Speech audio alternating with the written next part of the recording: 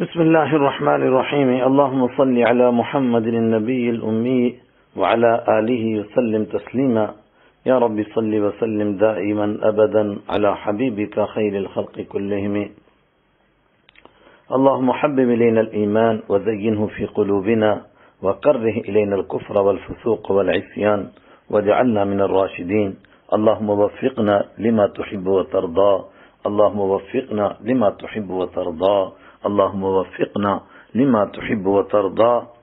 سامعین گرامی قدر، حضرت رسول اکرم صلی اللہ علیہ وسلم کی سیرت مبارکہ کا تذکرہ ہو رہا ہے، اور آج آپ شریک ہیں 36ویں مجلس میں، اور اس میں غزوہ خیبر کا تذکرہ ہے، اور ہم کوشش کریں گے کہ مکمل غزوہ خیبر کا تذکرہ اسی مجلس میں مکمل ہو جائے۔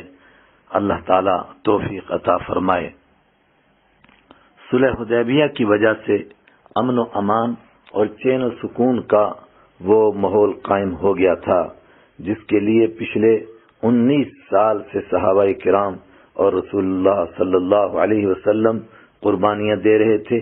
اس امن کے ماحول میں اللہ تعالیٰ کا دین اس کے بندوں تک آرام سے ہر جگہ پہنچایا جا رہا تھا، لیکن وہ یہودی جن کی دکان امن میں نہیں بلکہ ہنگامے اور بد امنی میں چلتی ہے، وہ اس پر خوش نہیں تھے۔ پھر اسلام کے تو وہ جان بوجھ کر پہلے دن سے ہی دشمن تھے، وہ کب خوش ہو سکتے تھے؟ خاص کر کے خیبر کے یہودی جو سارے عرب میں صرف لڑائی بھڑکانے کا پیشہ کرتے تھے، یہ ان کا پیشہ تھا جو غزوہ خندق میں سارے عرب کو اکسا کر مسلمانوں کے خلاف حملہ کرنے کے لیے لائے تھے۔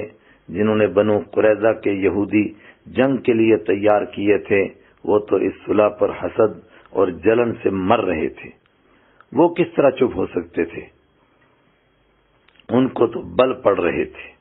انہوں نے دوبارہ مدینہ منورہ پر حملے کے لیے بنو غطفان کے مشرکوں کو تیار کرنا شروع کر دیا، بلکہ ان کے ساتھ طے کر رہے تھے کہ ہم تم کو اپنی زمینوں کی کمائی میں سے ایک حصہ دے دیں گے، تم مسلمانوں کے خلاف ہمارا ساتھ دو۔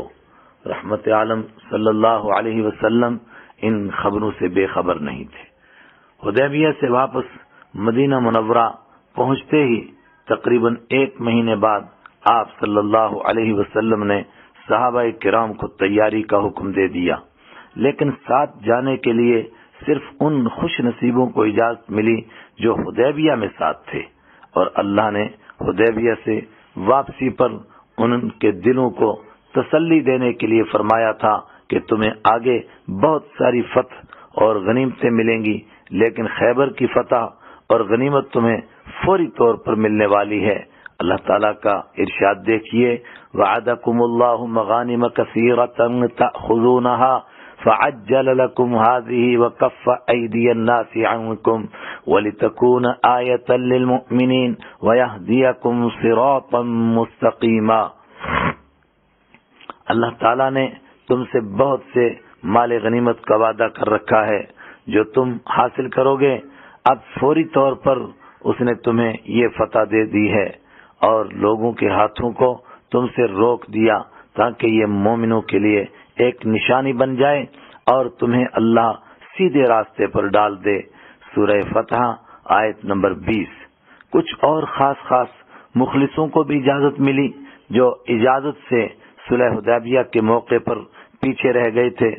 اس طرح یہ 1600 حضرات کا مبارک قافلہ بن گیا۔ راستے کے ماہر 2 حضرات اور ساتھ لے لیے گئے۔ ان کے بتائے ہوئے خفیہ راستے کے ذریعے چھپتے چھپاتے یہ قافلہ اس طرح خیبر پہنچا کہ یہودیوں کو کچھ خبر ہی نہیں ہوئی۔ خیبر میں ایسی جگہ لشکر کا کیمپ لگایا گیا جو بنو غطفان اور یہودیوں کے درمیان آتا تھا، کیونکہ ڈر تھا کہ وہ یہودیوں کی مدد کے لیے آئیں گے۔ پھر ایسا ہی ہوا بھی، لیکن جس وقت بنو غطفان والوں نے دیکھا کہ ہمارے درمیان مسلمانوں کا لشکر ہے، وہ چپ چاپ اپنے گھروں میں بیٹھ گئے۔ خیبر مدینہ منورہ سے کوئی 160 کلومیٹر دور ہے۔ نبی کریم صلی اللہ علیہ وسلم شام کے وقت وہاں پہنچے تھے، لیکن حضرت رحمت عالم صلی اللہ علیہ وسلم کا طریقہ رات میں کسی پر حملہ کرنے کا نہیں تھا، اس لیے صبح کا انتظار کیا گیا۔ صبح یہودی کاشتکاری کے اوزار لے کر اپنے کھیتوں کی طرف نکلے ہی تھے کہ اچانک ان کی نظر لشکر پر پڑی۔ وہ محمد والخمیس، محمد والخمیس، یعنی محمد صلی اللہ علیہ وسلم سارا لشکر لے کر آ گئے ہیں کہتے ہوئے واپس بھاگے۔ جلدی جلدی انہوں نے جنگ کی تیاری کی۔ بخاری شریف حدیث نمبر 4197۔ خیبر ایک بکھری ہوئی بستی تھی، اس میں چھوٹے چھوٹے قلعوں کے علاوہ 8 بڑے قلعے تھے۔ ایک ایک قلعے کا محاصرہ اور گھیراؤ کیا جا رہا تھا، اور جب یہودی کسی اور بات پر نہیں آتے تھے تو ان کے ساتھ جنگ ہوتی جا رہی تھی، لیکن وہ صحابہ کرام کے سامنے زیادہ دیر ٹک نہیں پا رہے تھے۔ اس طرح ایک ایک قلعہ فتح ہوتا جا رہا تھا۔ آخر میں ان کا ایک مضبوط قلعہ آ گیا جس میں ان کے پہلوان مرحب کا تخت بھی تھا۔ اس کے لیے مشہور تھا کہ وہ 1000 لوگوں کا اکیلا مقابلہ کر سکتا ہے۔ صحابہ کرام نے کچھ کوشش کی لیکن یہ قلعہ فتح نہ ہوا۔ اچانک حضرت رحمت عالم صلی اللہ علیہ وسلم نے فرمایا، کل جھنڈا اس کے ہاتھ میں دیا جائے گا جو اللہ اور اللہ کے رسول صلی اللہ علیہ وسلم سے بہت محبت کرتا ہے، اور وہ اللہ اور اللہ کے حبیب صلی اللہ علیہ وسلم کو بھی بہت پیارا ہے۔ اللہ تعالیٰ اس کے ہاتھ پر فتح نصیب فرمائیں گے۔ یہ بہت بڑا انعام تھا۔ اس کو لینے کے لیے سب کے دلوں میں امیدیں انگڑائیاں لینے لگیں، لیکن صبح اچانک حضرت رسول اکرم صلی اللہ علیہ وسلم نے فرمایا، علی ابن طالب کہاں ہیں؟ عرض کیا گیا، حضرت ان کی آنکھیں دکھ رہی ہیں۔ فرمایا ان کو ہی بلاؤ۔ وہ بلا کر لائے گئے۔ نبی اکرم صلی اللہ علیہ وسلم نے ان کی آنکھوں پر ذرا سا اپنا مبارک لعاب لگایا تو آنکھیں ایسی ہو گئیں جیسے کبھی ہوا ہی کچھ نہیں تھا، بالکل ٹھیک ہو گئیں۔ پھر حضرت علی رضی اللہ تعالیٰ عنہ کو جھنڈا دے کر فرمایا، جاؤ اللہ کے راستے میں جہاد کرو اور پہلے اللہ کے دین کی دعوت دو، کیونکہ اگر ایک آدمی بھی آپ کے ذریعے ایمان والا ہو گیا، اللہ نے اس کو ایمان نصیب کر دیا آپ کے ذریعے سے ایک آدمی کو، تو یہ آپ کے لیے عرب کی سب سے بڑی دولت، سرخ اونٹوں سے بھی بہتر اور اچھی دولت ہے۔ بخاری حدیث نمبر 4210۔ حضرت علی رضی اللہ عنہ نے ایسے پیار سے دین کی دعوت دی جو دلوں کے اندر بس جانے والی تھی، لیکن یہودی جنگ کے لیے ہی مصر رہے اور کسی بات پر آمادہ نہیں ہوئے۔ ان کا پہلوان مرحب اکڑتا ہوا، کندھے ہلاتا ہوا اس طرح میدان میں آیا کہ اس نے یہ شعر پڑھ کر اسلامی لشکر میں سے کسی آدمی کو اپنے مقابلے کے لیے دعوت دی، قد علمت خیبر انی مرحب، قد علمت خیبر انی مرحب، شاک السلاح شاک السلاح بطل مجرب۔ خیبر کو اچھی طرح معلوم ہے میں مرحب ہوں، ہتھیار لگانے والا، پہلوان اور تجربہ کار ہوں۔ عرب کی جنگ کا وہی طریقہ جو میں نے بدر اور احد میں عرض کیا کہ ان کی طرف سے جب کوئی آدمی آ کر کے اعلان کرتا ہے حل من مبارز، ہے کوئی میرے مقابلے میں آنے والا، ایسا نہیں ہوتا کہ سارے لوگ اس کو مارنے کے لیے ٹوٹ پڑیں، اس کے مقابلے کے لیے ایک ہی آدمی ادھر سے بھیجا جاتا ہے۔ جب مرحب نے یہ اعلان کیا، اس کے مقابلے میں اسلامی لشکر میں سے حضرت عامر بن اقوع رضی اللہ تعالیٰ عنہ یہ شعر پڑھتے ہوئے میدان میں آئے، قد علمت خیبر انی عامر، شاک السلاح بطل مغامر۔ خیبر اچھی طرح جانتا ہے میں عامر ہوں، ہتھیار لگانے والا، پہلوان اور جنگ کرنے والا ہوں۔ اس نے حضرت عامر رضی اللہ تعالیٰ عنہ پر حملہ کیا۔ انہوں نے اس کا حملہ اپنی ڈھال سے روک لیا، لیکن جب خود تلوار نکال کر اس کی پنڈلی پر ماری تو تلوار چھوٹی ہونے کی وجہ سے ہٹ کر ان کے گھٹنے پر آ لگی اور اسی زخم سے وہ شہید ہو گئے۔ کچھ لوگ ان کے بارے میں باتیں کرنے لگے کہ یہ تو اپنی ہی تلوار سے مارے گئے ہیں، اس پر نبی اکرم صلی اللہ علیہ وسلم نے اپنی دونوں انگلیوں سے اشارہ کرتے ہوئے فرمایا ان کے لیے دوہرا ثواب ہے. یعنی لوگ تو یہ سوچ رہے تھے کہ شاید ان کو شہادت نصیب نہیں ہوئی چونکہ اپنی تلوار سے زخمی ہوئے تھے، اس پر آپ نے فرمایا ان کے لیے دوہرا ثواب ہے. پھر شیر خدا حضرت علی رضی اللہ تعالیٰ عنہ خود اس کے مقابلے میں نکلے. وہ یہ شعر پڑھتے جا رہے تھے، اللہ اکبر. انا الذی سمتنی امی حیدرہ، انا الذی سمتنی امی حیدرہ کلیس غابات کریہ المنظرہ. میں وہ ہوں کہ میری ماں نے میرا نام غضبناک شیر رکھا ہے. میں جنگلوں کے شیر کی طرح ہوں اور بہت ڈراونا ہوں. یہ کہہ کر میدان میں آئے، پھر لہرا کر اتنی زور سے تلوار ماری کہ وہ سر سے لے کر کمر تک 2 حصوں میں بٹ گیا. یاد رہے ابن ہشام اور مستدرک کے حاکم نے اس موقع پر حضرت علی رضی اللہ تعالیٰ عنہ کے بجائے حضرت محمد بن مسلمہ رضی اللہ عنہ کا نام ذکر کیا ہے، مگر دوسرے تقریباً تمام سیرت نگاروں نے حضرت علی رضی اللہ تعالیٰ عنہ کا نام ہی ذکر کیا، اس لیے میں نے انہی کا بیان کیا. اس کو مرتا دیکھ کر اس کا بھائی یاسر میدان میں آ کے للکارنے لگا کہ کون میرا مقابلہ کر سکتا ہے. اس کے مقابلے کے لیے حضرت زبیر رضی اللہ تعالی عنہ نکلے. ان کی والدہ بھی اس سفر میں ساتھ تھیں. انہوں نے دیکھ کر عرض کیا، یا رسول اللہ، کیا میرا بیٹا قتل ہو جائے گا؟ آپ صلی اللہ علیہ وسلم نے فرمایا، نہیں، بلکہ تیرا بیٹا ہی اس کو قتل کرے گا. حضرت زبیر رضی اللہ تعالی عنہ کے ساتھ اس کا مقابلہ ہوا. آخر انہوں نے اس کا کام تمام کر دیا. اس طرح یہودیوں کی کمر ٹوٹ گئی اور ان کا ایک کے بعد دوسرا قلعہ فتح ہونے لگ گیا. ایک غلام کا قصہ، ایک سجدہ بھی نہیں کیا اور جنت مل گئی. ایک چرواہے نے دیکھا یہودی جنگ کی تیاری کر رہے ہیں. اس نے پوچھا، تم کیا کر رہے ہو؟ لوگوں نے کہا، اس آدمی کے ساتھ جنگ کرنے جا رہے ہیں جو یہ دعویٰ کرتا ہے کہ میں نبی ہوں. اس کے دل میں نبی اکرم صلی اللہ علیہ وسلم سے ملاقات کا شوق پیدا ہو گیا.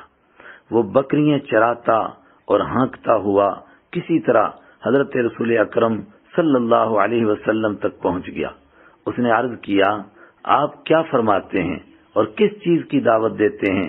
رحمت عالم صلی اللہ علیہ وسلم نے فرمایا، سلامتی والے مذہب کی دعوت دیتا ہوں اور اس بات کی گواہی دیتا ہوں کہ اللہ تعالیٰ کے سوا کوئی عبادت کے لائق نہیں، اور اس بات کی گواہی دیتا ہوں کہ میں اللہ کا بھیجا ہوا رسول ہوں، اور یہ بات کہ پھر تم اللہ کے سوا کسی کی عبادت نہ کرو. اس نے کہا کہ اگر میں ایمان قبول کر لوں تو مجھے کیا ملے گا؟ آپ صلی اللہ علیہ وسلم نے فرمایا، جنت ملے گی. بس غلام اس بات پر ایمان لے آیا. پھر اس نے عرض کیا کہ میرے پاس یہ ریوڑ میرے مالک کی ملکیت ہے، یہ گویا اس کی میرے پاس امانت ہے، اس کا کیا کروں؟ حضرت رسول اکرم صلی اللہ علیہ وسلم نے فرمایا، راستے پر لگا کر اس کی طرف ہانک دو اور پیچھے سے کنکری مار دو، اللہ تعالیٰ آپ کی امانت ادا کروا دے گا. انہوں نے اسی طرح کیا. اللہ کی کرنی بکریاں سیدھی گھر پہنچ گئیں تو وہ یہودی کہنے لگا، جس کا بعد میں علم ہوا کہ چرواہا غلام پکا مسلمان ہو گیا ہے، تبھی بکریاں اکیلی آ رہی ہیں. تھوڑی دیر بعد نبی اکرم صلی اللہ علیہ وسلم نے صحابہ کرام کے سامنے جہاد پر تقریر فرما کر اللہ تعالیٰ کے راستے میں جان کی قربانی دینے کا شوق دلایا. جنگ چھڑی اور فتح کے بعد شہیدوں میں اس غلام کی لاش بھی ملی. رحمت عالم صلی اللہ علیہ وسلم نے دیکھ کر فرمایا، اس پر اللہ تعالیٰ نے کیا کرم کیا، میں نے اس کے سرہانے جنت کی 2 حوریں دیکھی ہیں، حالانکہ ابھی تو اس کو ایک سجدہ کرنے کا بھی موقع نہیں ملا تھا. ابن ہشام جلد 3 صفحہ 261. اسی طرح ایک اور چرواہا بھی اس سفر میں ملا. اس نے کہا، یا رسول اللہ، اگر میں ایمان قبول کر لوں پھر اللہ کے دشمن یہودیوں کے ساتھ جنگ کے لیے شریک ہو جاؤں تو کیا مجھے بھی جنت نصیب ہو سکتی ہے؟ حالانکہ میں تو ایک بہت کالا کلونٹا شخص ہوں، میرا جسم خوشبودار بھی نہیں، مال بھی میرے پاس بہت کم ہے. رحمت عالم صلی اللہ علیہ وسلم نے جواب فرمایا بے شک تمہیں جنت نصیب ہو سکتی ہے۔ یہ سن کر وہ جنگ میں گھس گئے یہاں تک کہ شہید ہو گئے۔ نبی اکرم صلی اللہ علیہ وسلم نے ان کی نعش مبارک دیکھ کر فرمایا اللہ تعالیٰ نے تمہیں بہت اچھی شکل دے دی، جسم مبارک خوشبودار بنا دیا اور مال بھی بہت سارا عطا فرما دیا۔ دلائل النبوہ زاد المعاد۔ شہادت ہے مطلوب و مقصود مومن۔ اس سفر میں ایک دیہاتی راستے میں ملے، ایمان نصیب ہو گیا۔ رحمت عالم صلی اللہ علیہ وسلم نے اسلامی تعلیم اور تربیت کے لیے ان کو ایک پرانے صحابی کے حوالے فرما دیا۔ خیبر کی فتح پر غنیمت کا مال تقسیم ہونے لگا، ان کا بھی حصہ نکالا گیا۔ وہ ساتھیوں کے ساتھ اونٹ چرانے کے لیے گئے ہوئے تھے، واپس آئے، ان کو ان کی غنیمت کا حصہ دیا گیا۔ وہ یہ حصہ لے کر رحمت دو عالم صلی اللہ علیہ وسلم کی خدمت میں حاضر ہوئے کہ یہ مال کیسا؟ آپ صلی اللہ علیہ وسلم نے فرمایا یہ آپ کا حصہ ہے۔ وہ کہنے لگے میں اس کے لیے تو آپ کے ساتھ نہیں ہوا تھا، یعنی میرا مقصد تو مال حاصل کرنا نہیں تھا۔ پھر وہ اپنے سینے کی طرف اشارہ کر کے فرمانے لگے میں تو اس وجہ سے آیا تھا کہ مجھے یہاں ایک تیر لگے اور میں سیدھا جنت میں چلا جاؤں۔ آپ صلی اللہ علیہ وسلم نے فرمایا اگر آپ ارادے میں سچے ہیں تو اللہ تعالیٰ بھی اسی طرح کر دے گا۔ پھر جس وقت دوسرے قلعے پر لڑائی بھڑکی یہ اس میں شریک ہو کر شہید ہو گئے۔ آپ صلی اللہ علیہ وسلم نے ان کی لاش دیکھ کر فرمایا یہ وہی ہیں؟ صحابہ کرام نے عرض کیا جی ہاں وہی ہیں۔ آپ صلی اللہ علیہ وسلم نے فرمایا ان کا معاملہ اللہ کے ساتھ سچا تھا، اس لیے اللہ تعالیٰ نے بھی سچ کر دکھایا۔ نسائی شریف حدیث نمبر 3126۔ جیسا کہ ہم نے ابھی عرض کیا کہ خیبر کی بستی کافی بکھری ہوئی تھی، اس لیے کافی دن لگ گئے۔ بعض حضرات نے 1 مہینے سے بھی زیادہ لکھا ہے، لیکن ایک ایک کر کے سارا علاقہ فتح ہو گیا، اور پھر ایک معاہدے کے تحت خیبر اور اس کے آس پاس کی جگہ فدق اور وادی قرا ان سارے علاقوں کے بارے میں یہ فیصلہ ہوا کہ یہودی یہاں رہ کر کاشتکاری کریں گے، لیکن زمین مسلمانوں کی شمار ہوگی۔ یہودی ان کے کاشتکار اور مزارع یعنی بٹائی والے شمار ہوں گے۔ پیداوار میں سے برابر 2 حصے کر کے ایک حصہ یہودیوں کو اور ایک مسلمانوں کو دیا جائے گا۔ حضرت عبداللہ بن رواحہ رضی اللہ تعالی عنہ حصہ بانٹنے کے لیے مقرر کیے گئے۔ وہ فصل تیار ہونے پر ایسے انصاف سے تقسیم کرتے کہ یہودی حیران ہو کر کہتے تھے زمین و آسمان ایسے ہی انصاف کی وجہ سے برقرار ہیں۔ فتوح البلدان بلازری۔ ایک موقع پر یہودیوں نے چاپلوسی کی باتیں کی تاکہ یہ ہمیں پورا حصہ دیں۔ اس پر حضرت عبداللہ بن رواحہ رضی اللہ عنہ نے عجیب بات ارشاد فرمایا او یہودیو مجھے کائنات میں تم سے زیادہ کسی سے نفرت نہیں، چونکہ تم جان بوجھ کر دین کے دشمن ہو، اور رحمت عالم صلی اللہ علیہ وسلم سے زیادہ مجھے کسی سے محبت نہیں، لیکن تمہاری نفرت اور ان کی محبت مجھے اس بات پر مجبور نہیں کر سکتی کہ میں ایک کھجور بھی تمہارے حصے سے ان کے حصے میں ڈال دوں۔ اس پر ایک بوڑھا یہودی اٹھا، اس نے کہا تبھی تو زمین آسمان قائم ہیں۔ البدایہ والنہایہ جلد 4 صفحہ 223۔ بس ایک علاقہ تیمہ ایسا تھا کہ انہوں نے مسلمانوں سے جنگ نہیں کی بلکہ خود ہی صلح کی پیشکش کی، جس کی وجہ سے ان کی جان و مال سب کچھ محفوظ رہا۔ صرف اسلامی مملکت کی رعایا ہونے کی وجہ سے جزیہ دینا طے ہوا۔ اس کے ساتھ صلح اور امن کی ایک تحریر بھی انہیں لکھ کر کے دے دی گئی۔ زہر دینے کا قصہ۔ خیبر کی فتح کے آخر میں یہ قصہ بھی عجیب پیش آیا کہ ایک یہودی سلام بن مشکم کی بیوی زینب نے رحمت عالم صلی اللہ علیہ وسلم کی دعوت کی۔ نبی اکرم صلی اللہ علیہ وسلم نے دعوت قبول فرما لی۔ اس نے لوگوں کو پوچھا کہ نبی کریم صلی اللہ علیہ وسلم کھانے میں کون سی چیز سب سے زیادہ پسند فرماتے ہیں؟ بتایا گیا شانے کا گوشت۔ اس نے بکری کے شانے میں اچھی طرح زہر ملا کر پکا کے پیش کیا۔ حضرت رسول اکرم صلی اللہ علیہ وسلم کے ساتھ حضرت بشر بن برا بن معرور رضی اللہ تعالی عنہ بھی کھا رہے تھے، بلکہ انہوں نے ایک لقمہ کھا بھی لیا تھا، لیکن نبی اکرم صلی اللہ علیہ وسلم نے جیسے ہی گوشت کا لقمہ لیا، اللہ تعالیٰ کی قدرت سے اس گوشت نے ہی آپ صلی اللہ علیہ وسلم کو بتا دیا کہ میرے اندر زہر ملایا گیا ہے۔ نبی کریم صلی اللہ علیہ وسلم نے بشر بن معرور رضی اللہ تعالی عنہ کو بھی کھانے سے منع فرمایا کہ اس میں زہر ملایا گیا ہے۔ پھر یہودیوں کو بلا کر پوچھا گیا کہ ایسا کیوں کیا؟ انہوں نے یہ بات تسلیم کی کہ ہم نے جان بوجھ کر اس میں زہر ملایا تھا۔ نبی اکرم صلی اللہ علیہ وسلم نے فرمایا کیوں؟ انہوں نے عجیب جواب دیا، ہم نے سوچا تھا کہ اگر آپ سچے ہوں گے تو آپ کو کوئی نقصان نہیں پہنچے گا، اور نعوذ باللہ اگر جھوٹے ہوئے تو ہمیں نجات مل جائے گی۔ یاد رہے ایک لقمہ جو آپ نے منہ میں لیا تھا اور پھر تھوک دیا، جس نے آپ کو بتایا کہ میرے اندر زہر ملایا گیا ہے، اس کا اپنی جگہ اثر کسی درجے میں باقی رہا، یہاں تک کہ جب آپ دنیا سے تشریف لے جا رہے تھے تو آپ نے فرمایا کہ وہ زہر اب اپنا اثر ظاہر کر رہا ہے۔ اس عورت کو بلا کر پوچھا گیا، اس نے بھی جرم کا اقرار کیا، اور کچھ روایتوں میں آتا ہے کہ اس نے اوپر والی بات دہرائی، یعنی اس نے کہا کہ میں نے اسی لیے ملایا تھا تاکہ اگر آپ سچے ہیں تو آپ کی سچائی ظاہر ہو جائے۔ صحابہ کرام نے عرض کیا کہ ہم اس کو قتل کر دیں، فرمایا بالکل نہیں۔ بخاری شریف حدیث نمبر 4239۔ لیکن جب اس زہر کی وجہ سے حضرت بشر بن معرور رضی اللہ تعالیٰ عنہ کا انتقال ہو گیا، تب اس عورت کو ان کے بدلے میں قتل کیا گیا۔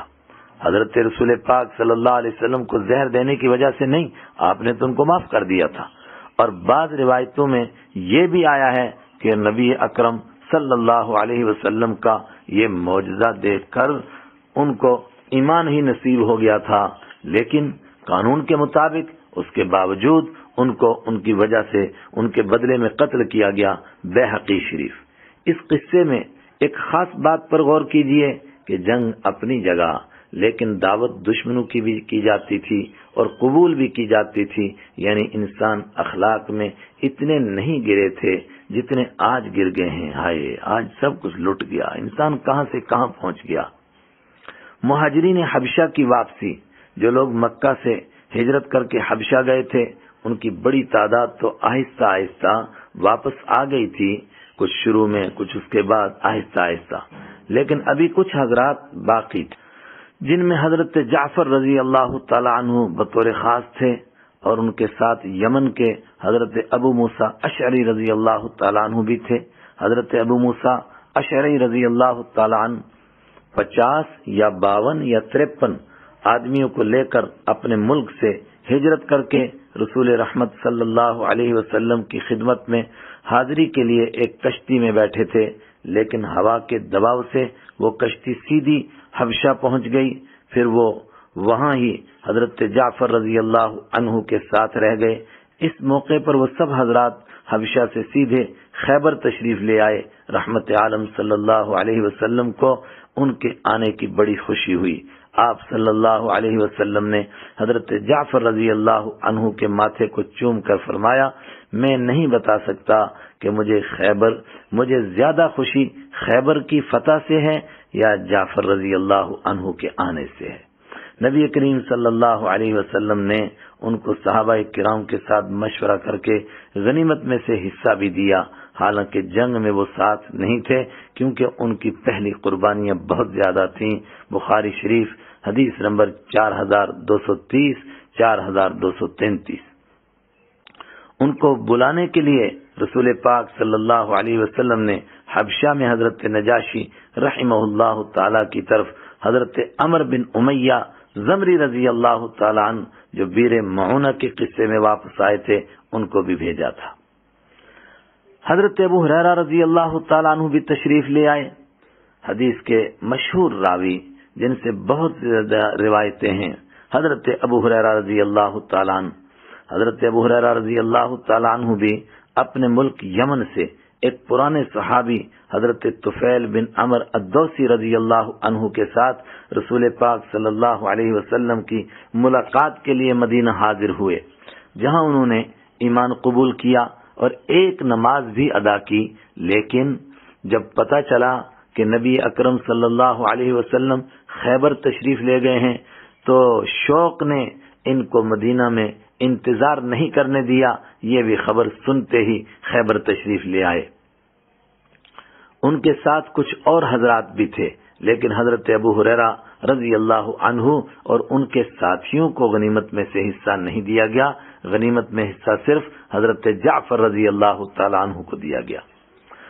مدینہ منورہ کی طرف واپسی خیبر میں کافی وقت لگ گیا۔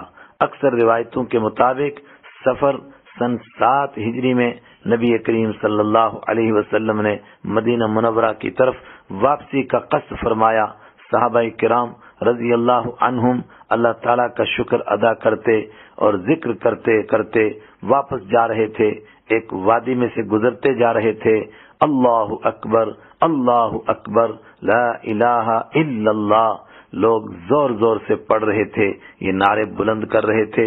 رسول پاک صلی اللہ علیہ وسلم نے اسی موقع پر فرمایا، لوگو اپنے اوپر ترس کرو، تم کسی بہرے یا اس کو یاد نہیں کر رہے ہو جو غائب ہے، بلکہ اس کو یاد کر رہے ہو جو بہت سننے والا اور بہت قریب ہے۔